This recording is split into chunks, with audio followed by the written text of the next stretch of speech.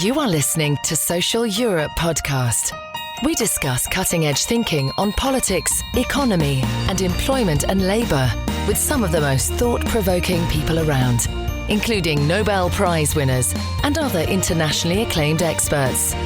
So welcome and enjoy the conversation. This episode of Social Europe podcast is brought to you by the Said Business School, University of Oxford. Maximize your effectiveness in the changing global business environment with the postgraduate Oxford Diploma in Global Business. Taught in 4 short modules over a year, the program is designed to accelerate your career and increase your impact while minimizing the disruption to your work and family life. Learn alongside senior executives from around the world and develop a lifelong network. Visit the Oxford Diploma in Global Business website to find out more. Hello everybody and welcome to Social Europe Podcast episode 45. My name is Henning, Meyer, Editor-in-Chief of Social Europe. Today I'm in conversation with Carl Benedikt Frey from the Oxford Martin School, and we're talking about his new book, The Technology Trap, which explains how technology has impacted the world of work in different eras.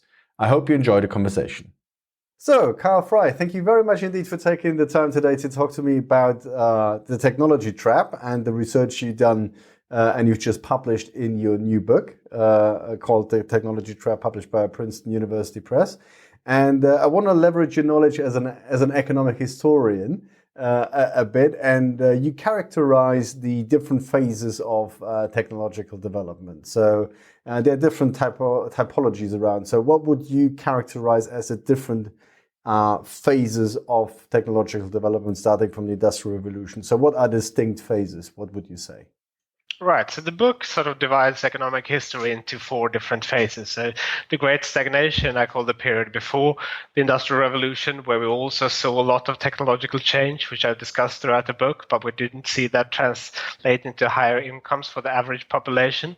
Then we have what I call the Great Divergence, and that period economic historians usually sort of refer to the Industrial Revolution onward to describe the divergence that happened between the West and the rest, if you like. And what I'm referring to in the book is the great divergence that happened within Britain, which was the first country to industrialize. And the divergence is the divergence between industrial capital and the working population, as we saw mechanization drive up profits, but drive down the wages of ordinary people.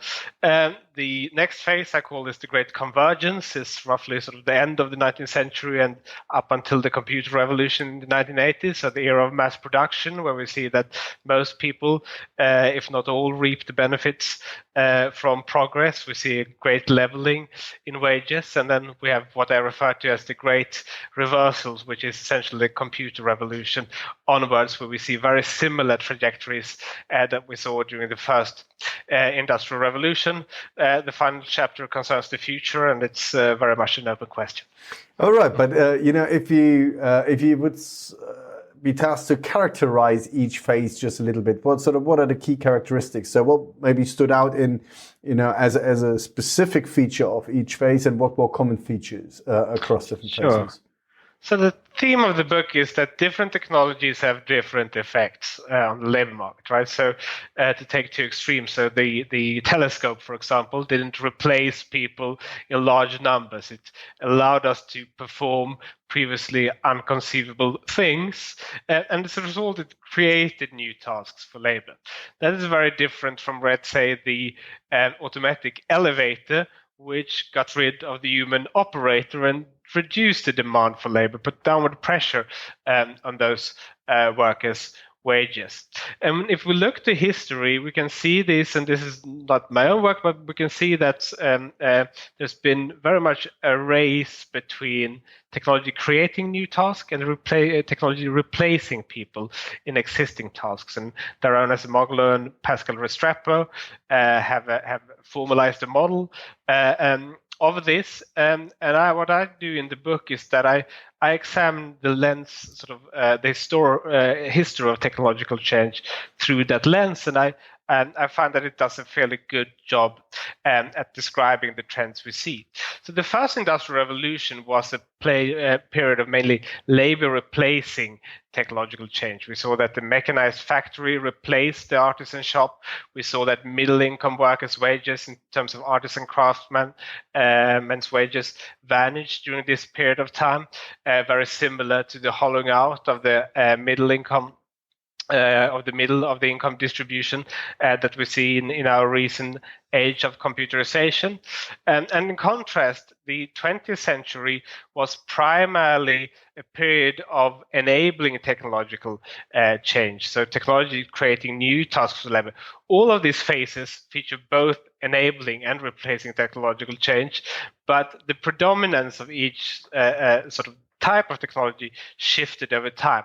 And what we saw very much in the 20th century was, yes, tractors and other machines did replace people on the farms.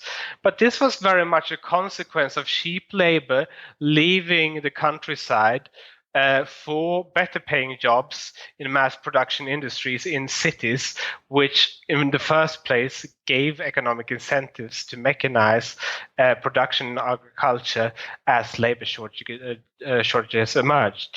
So whereas the first industrial revolution was very much the push of labor out of middle income jobs, the 20th century was very much draw people from the farms to new middle income jobs. And what we've seen since the age of computerization, which essentially began in the 1980s, has been again a push out of people from middle income occupations. So the first industrial revolution then was basically supply driven. You know, the technology was developed and then applications were found, and these applications then tended to replace people. Whereas if you understood you correctly, in the 20th century, it was demand driven because people moved away from the rural areas into the cities because of better economic opportunities. There was a necessity, a demand that then led to the creation of the technology to take care of this demand.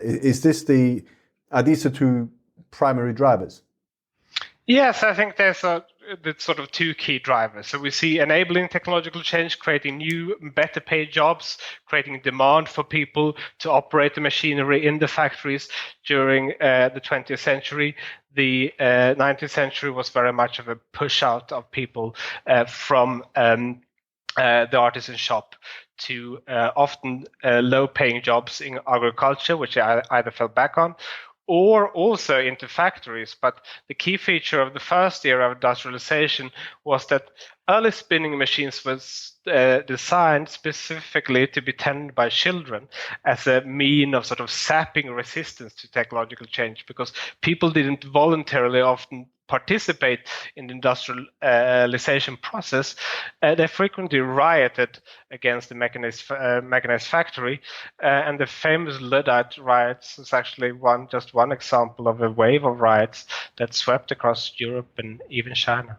Yeah, I'll come to the social and economic reactions to this in a second, but would you say that given that it has been traditionally a feature that has always been fear of automation or the fear that jobs might disappear for good, that these two trends were actually responsible for keeping a balance? Because on the one hand, there was a push-up, but on the other hand, it always led to creating all types of new activities and demand. So are these two drivers basically the reasons why we've, at least historically, you never know what the future is going to hold, but at least historically, we've had a sort of balance?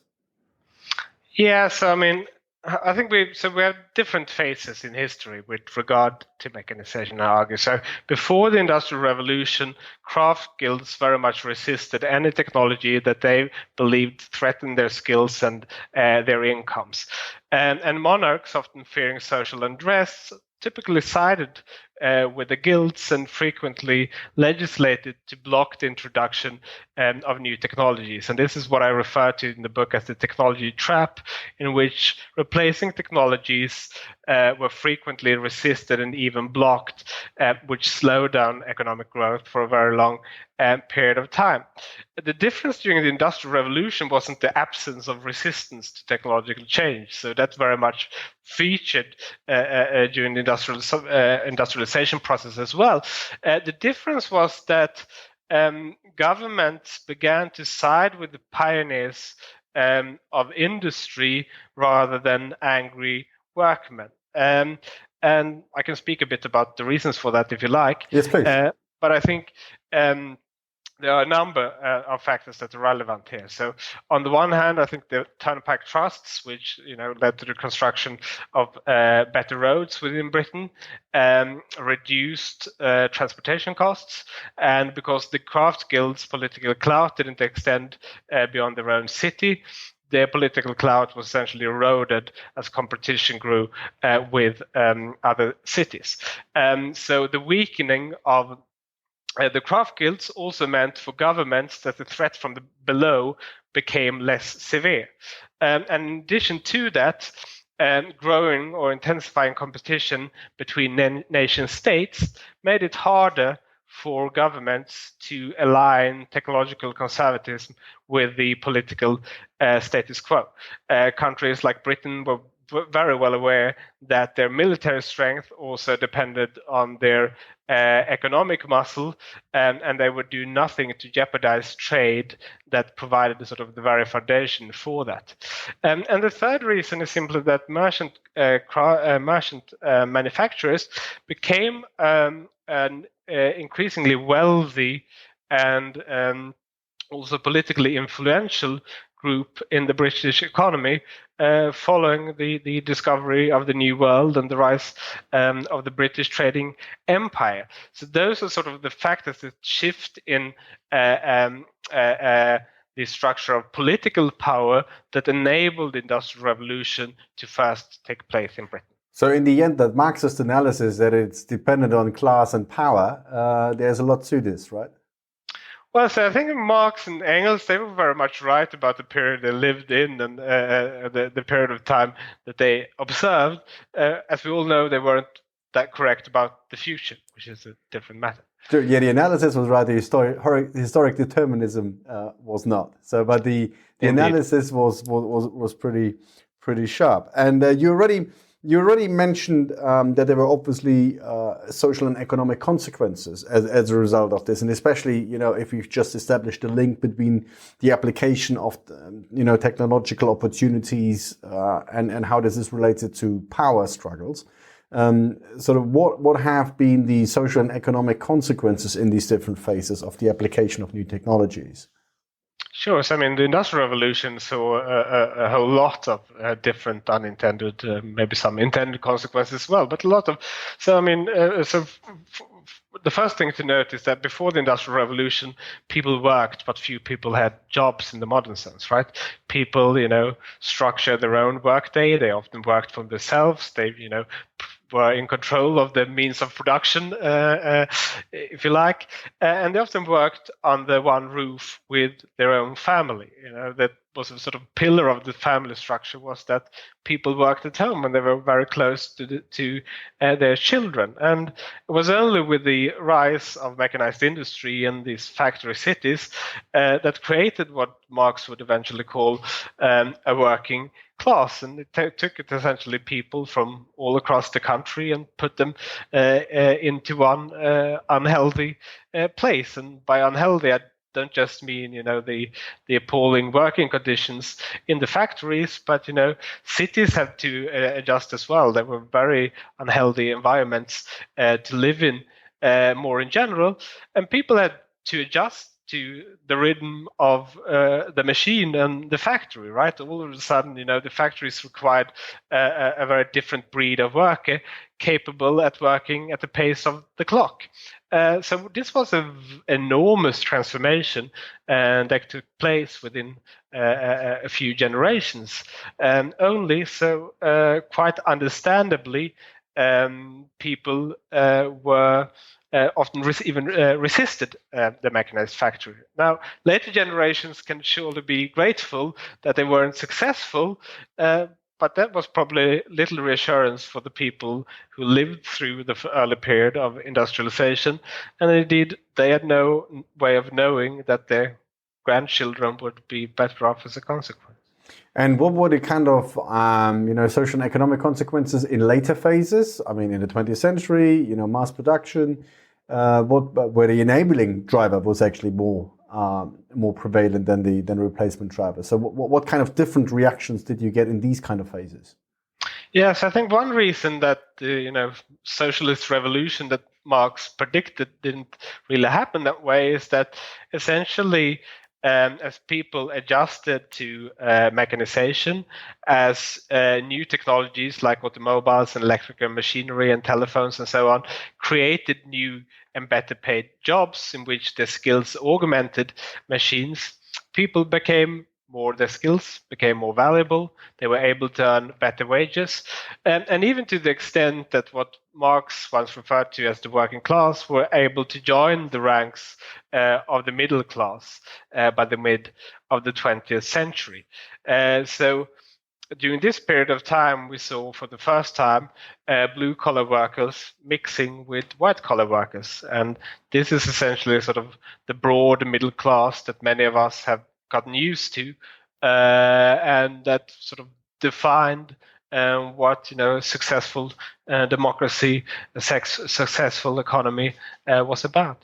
So the underlying reason that the historic determinism, and the class war did not come about was because the benefits of the technology eventually were democratized and were basically more widely spread across society, which helped to ameliorate their effect later on.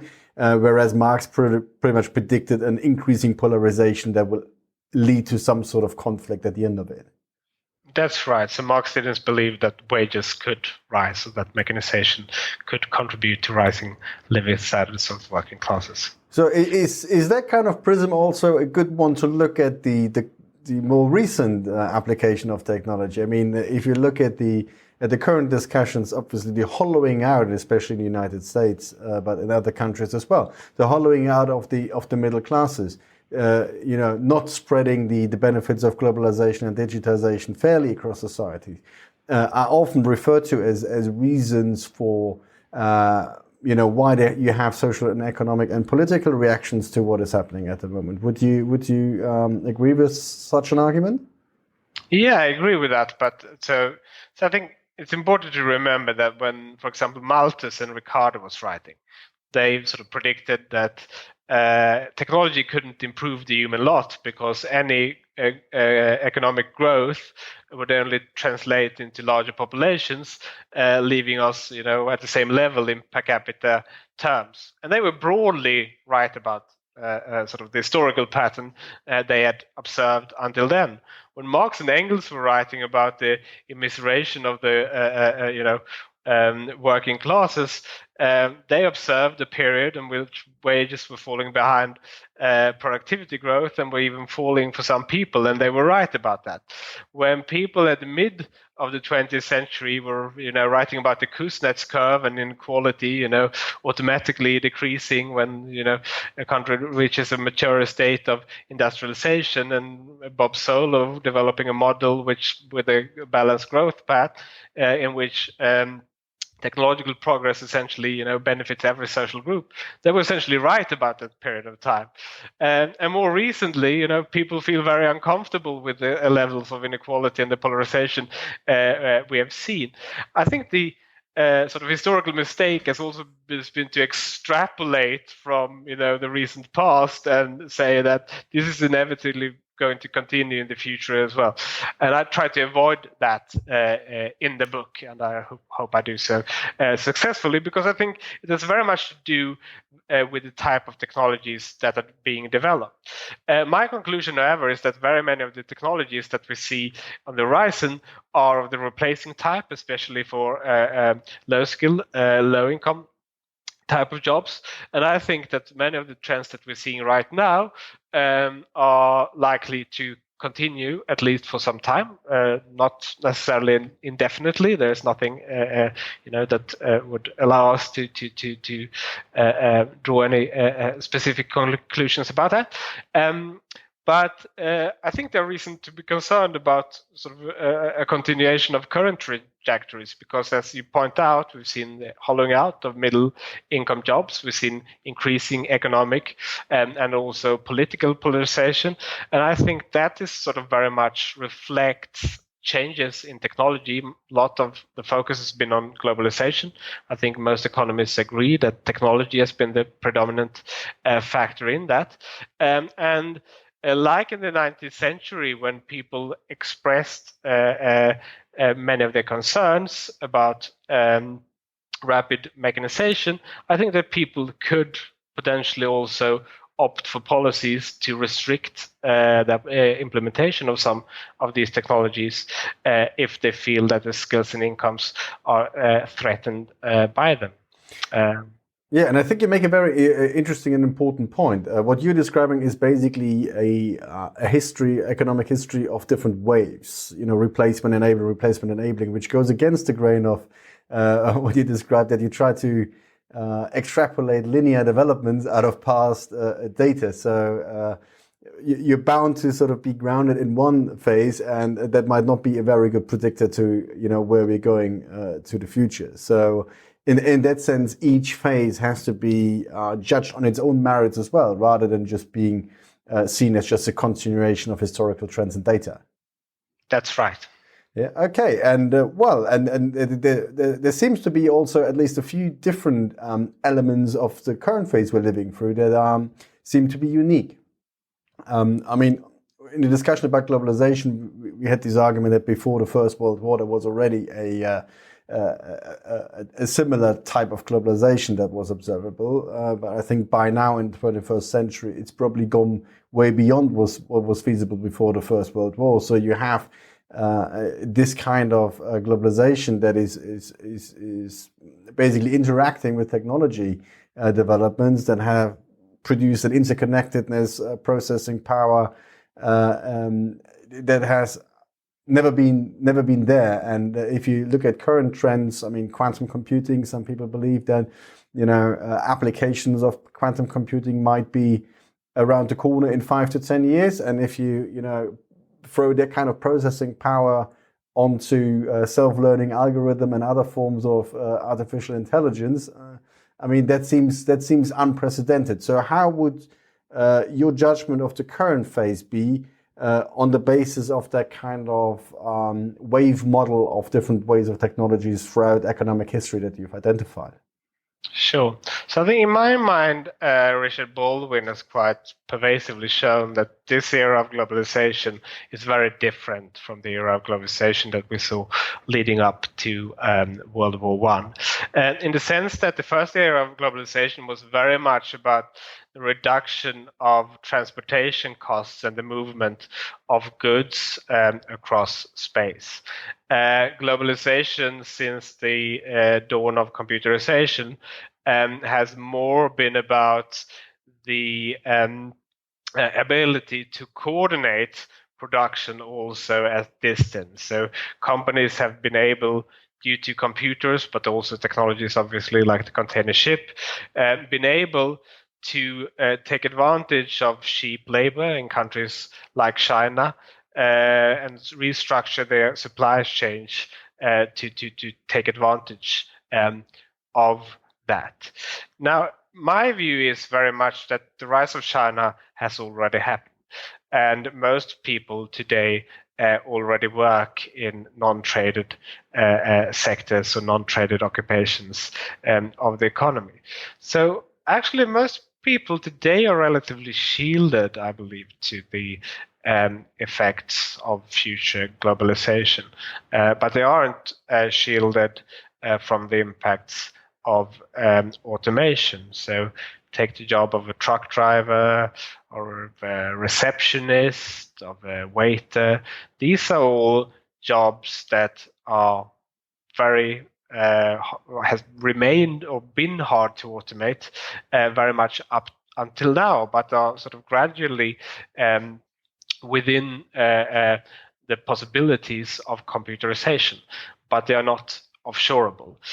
So my prediction would be, as we see sort of this trade war now playing out and people realize that hiking up tariffs is not going to bring mining jobs back, people would potentially do well to go and see how automated many of these steel mills in Europe, for example, actually are today.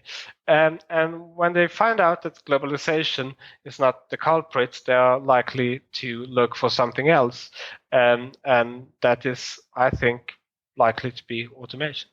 Mm-hmm. And interestingly, I mean, if you if you take your sort of counterbalancing developments into what we're seeing at the moment, I mean, a short time ago I spoke also to David Alter from MIT about this, and he obviously came up with this dumbbell model where you have on the one hand highly skilled jobs, especially in urban centers, that seem to be driven by this new technology. And at the same time, you have the replacement element of this, and more concentrated apparently in rural areas. So are we entering maybe a phase where both of these dynamics that you outlined that were applying in different phases, maybe we have these coming together and being applied at the very same time, driving a tendency of polarization that we haven't seen before? Because also, one thing seems to be different is that technology development is becoming quicker and quicker. So maybe throughout history, it's taken longer for technology to be pervasive, to go into society. Today, you have the tendency that if you develop a good app, it can be a global phenomenon, not quite overnight, but in a very short period of time. Which is also why markets seem different. I mean, I find this view interesting that companies are no longer competing in markets, but for markets. Because the winner is so quick to absorb all the competition if there's a superior product or service, that the dynamics have completely changed. So could one of the features of today be that these two developments that we had historically taken turns might apply at the very same time? Right. So first of all, I think there's a case to be made that innovation is picking up or accelerating. I think you can argue along those lines. I'm not so sure if the spread of new technologies is happening that much faster. And sure, you can say that the smartphone spread much quicker than the steam engine, but I don't think we should compare the spread of consumer goods with the spread of technologies that are being applied in production. The latter requires a lot of reconfiguration of production processes, organizational structures, complementary investment in skills. And businesses that decide on whether to automate or not, they have to sort of weigh in a lot of factors, and whether it's sufficiently large markets to automate, whether the cost of scrapping old equipment, the cost of financing new equipment, whether you can find talent to operate the machines. One of the sort of great hurdles to tractor adoption was that many people thought that the tractor is too good a machine to be put in the hands of a poor operator, and it was only when courses were being developed to bridge the skills gaps, if you like, that sort of adoption really picked up. And I think these sort of factors still all come into play. So there's always going to be complementary investments required for the introduction of new technology, and you will always deal with things like the human factor, worker resistance, adverse public opinion, legislation. All of these are still hurdles. So none of this, I think, is going to happen overnight.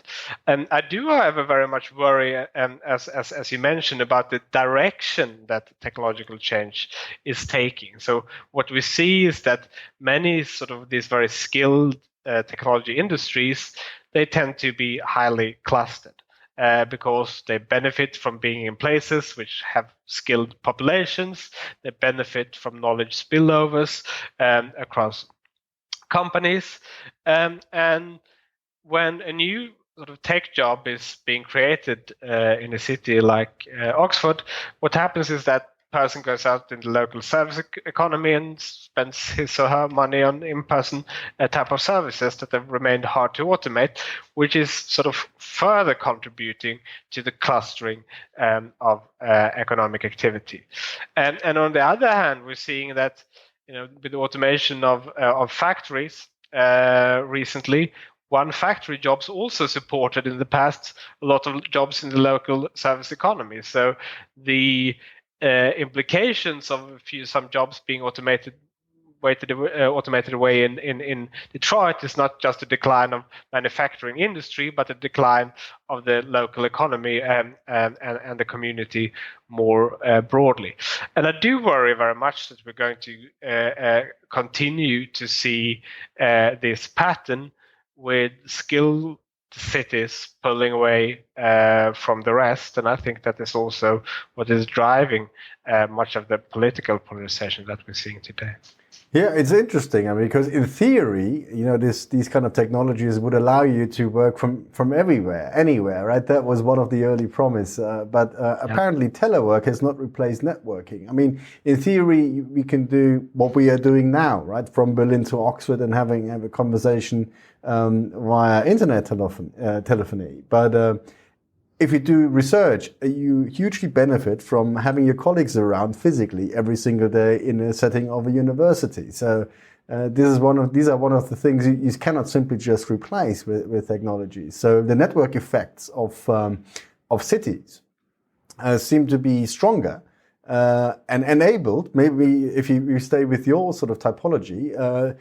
The network effect is enabled by technology because it boosts actually the application of some of these technologies if you do it in the framework of a network which tends to be geographically located. And on the other hand, rural areas seem to be they are sort of vulnerable to structural change. I mean, in Germany, there's a big discussion about some coal mining areas that are being sort of wound down now in a process of 10 to 15 years.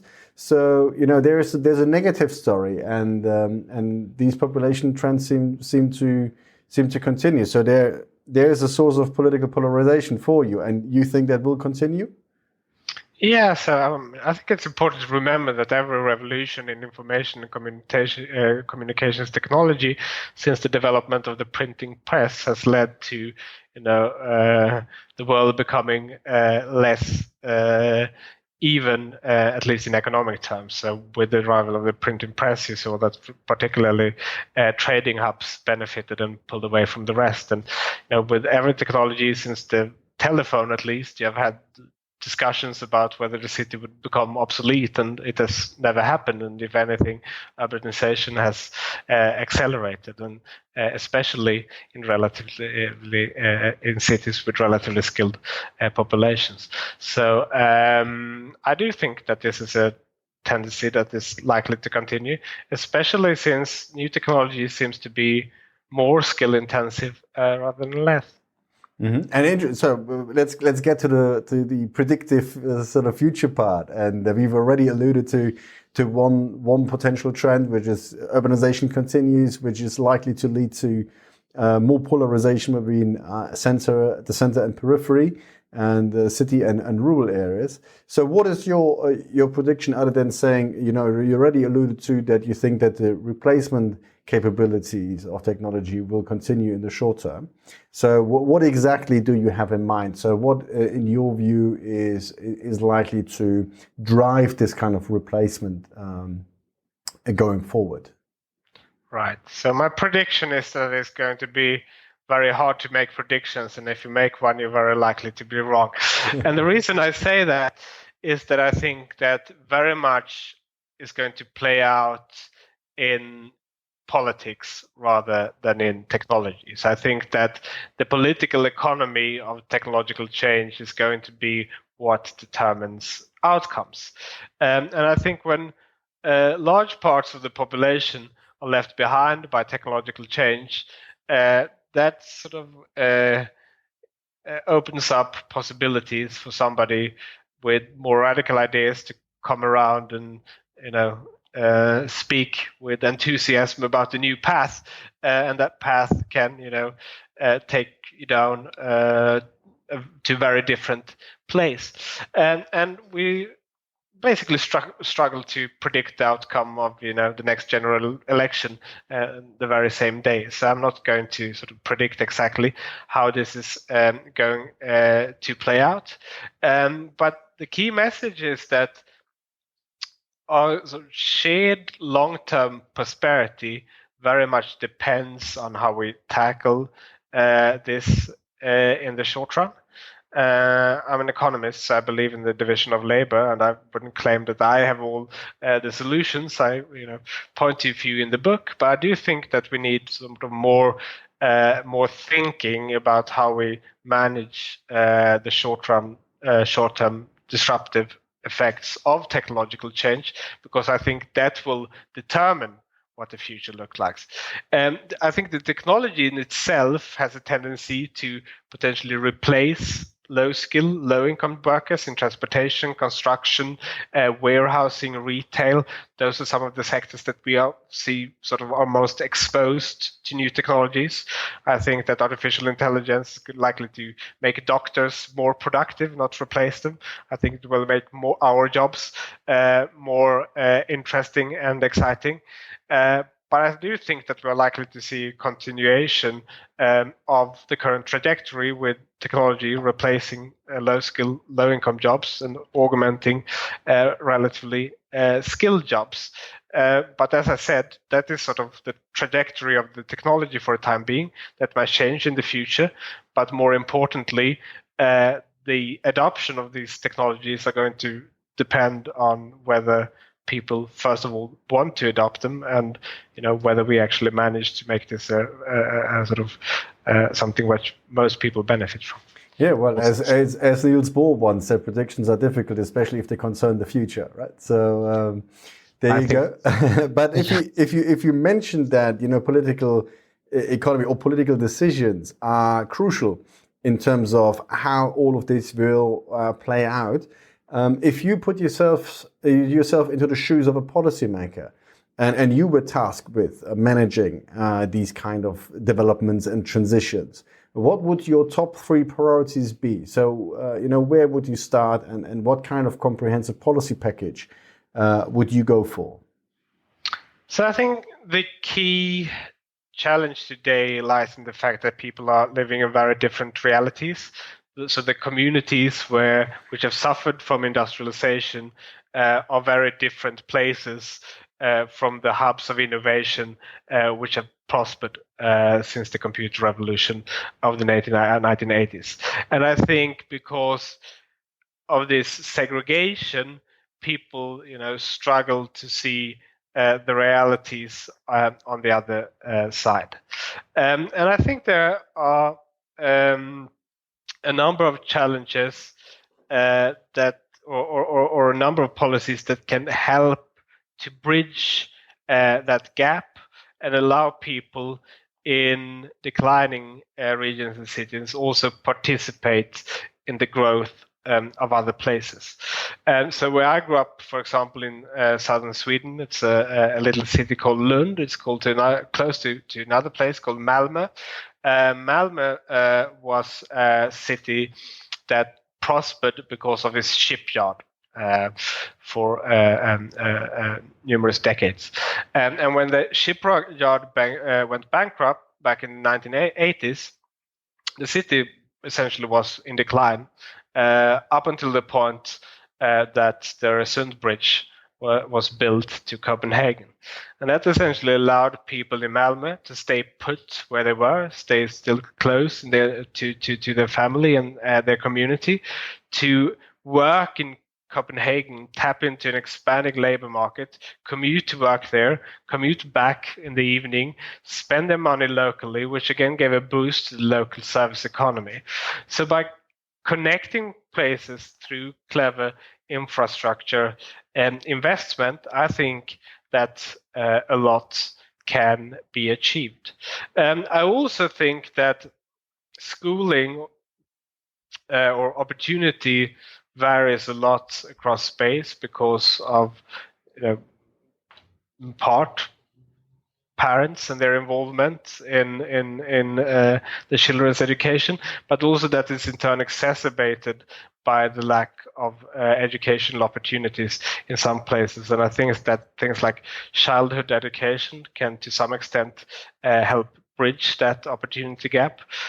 We know that investment in early childhood education has a positive effect on children's probability to then go to college and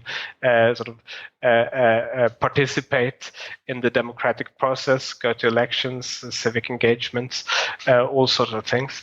So I think that is an important aspect of it as well. And it seems that some families struggle to move for purely financial reasons as well. And moving to a new job is essentially an investment that requires liquidity up front to move into a better place.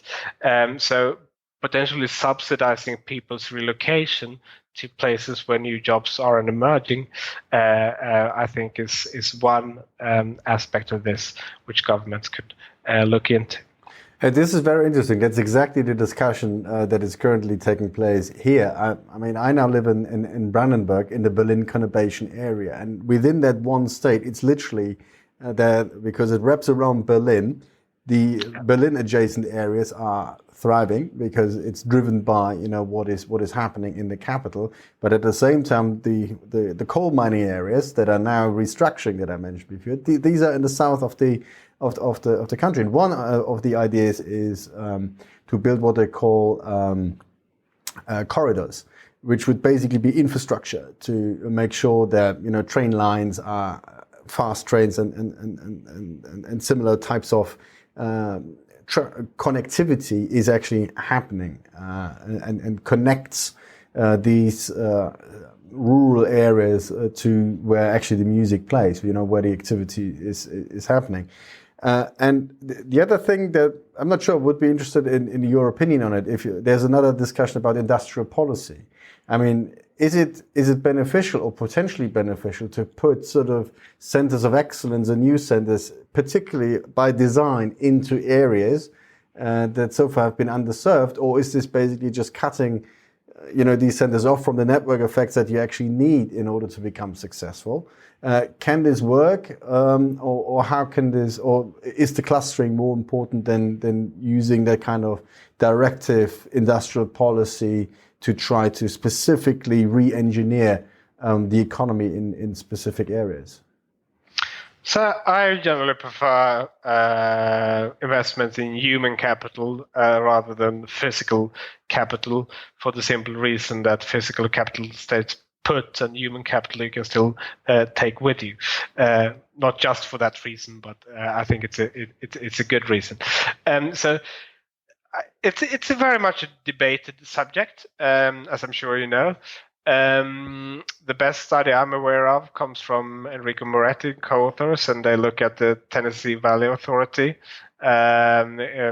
which was sort of part of the New Deal in the United States back in the 1930s. And that was a sort of huge project which leveraged new technology like electricity, dams, and so on. And the regions that received these enormous investments grow more rapidly as a consequence, and you can see sort of positive effects as late as the 2000s, although the effects sort of start to tail off. But the finding is also that these places grow at the expense of other places as sort of economic activity is shifted, and there's a lot of money being spent on many of these on place-based policies. And in the United States, almost as much as being spent on place-based policies as unemployment insurance. So I think we need to trade these things very carefully against each other. And I think that with sort of the era of manufacturing, industrial policy probably made more sense than it does now. So I generally see a diminishing role for industrial policy rather than a growing one. But I'm sure there would be a lot of pushback from certain places on that. Yeah, maybe you should probably think about industrial policy more broadly as economic policy. And if you think about it in terms of economic development, maybe in conjunction with infrastructure investment to make sure that, there's an interesting strategy which is clustering the clusters. So not just having the clusters develop, but having a sort of meta structure, trying to leverage the effects of clusters as well. I mean, that seems to be the case in Europe. You have certain clusters of excellence in certain areas. If you look sort of Southwest Germany, so car manufacturing and things like that. But there's very little sort of in terms of European oversight or trying to connect these clusters and try to leverage the strength of these clusters to build something even on top of that. So maybe that is a direction to think of. Carl, we already been speaking for 40 minutes, and thank you very much indeed again for taking the time to discuss with me the technological developments and what kind of impacts we'll have. I think your predictions have been broad enough that nobody can say you've been right or wrong, but it's more important to identify the drivers, and as everything is really up to be shaped, I think that's important. The important thing to get the analysis right. Again, thank you very much indeed. Pleasure. Thank you for having me. Thank you very much for listening. We hope you enjoyed it. Make sure you don't miss future episodes by subscribing to Social Europe Podcast. You can also read our articles on www.socialeurope.eu and follow us on Facebook and on Twitter @Social Europe. Until next time.